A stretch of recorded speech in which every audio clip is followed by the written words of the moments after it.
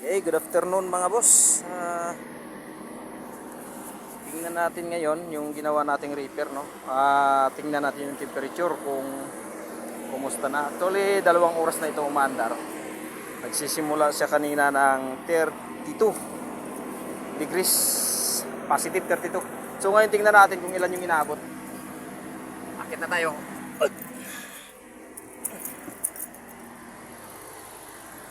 Okay, yan mga boss, oh.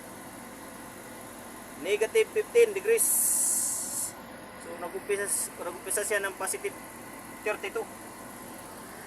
Tingnan natin ngayon yung kanyang box dun sa loob. Kung kumusta na. Actually, ang negative 15 ay pasado na po yan para sa mga finished products. Ito yung kanyang repair, no? Ito yung pinalit natin. Para maganda na ba? Ayun, sira na. Kailangan nang ipagawa to. Okay. Negative 15 degrees.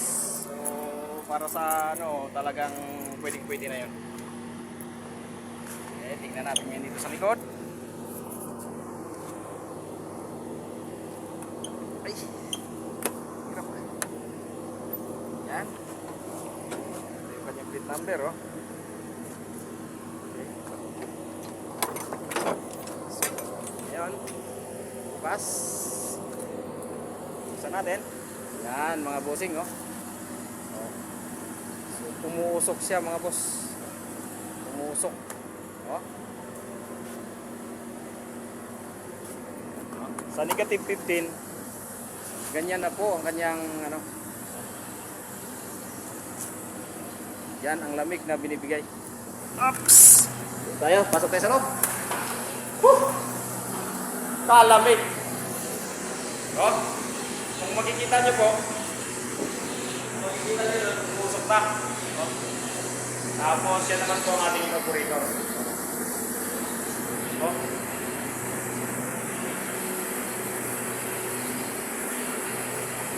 Lamig. So, okay na po ito. Pasado na, i-release na po natin itong unit. Oh, makikita natin sa loob ay talagang umusok na. Okay.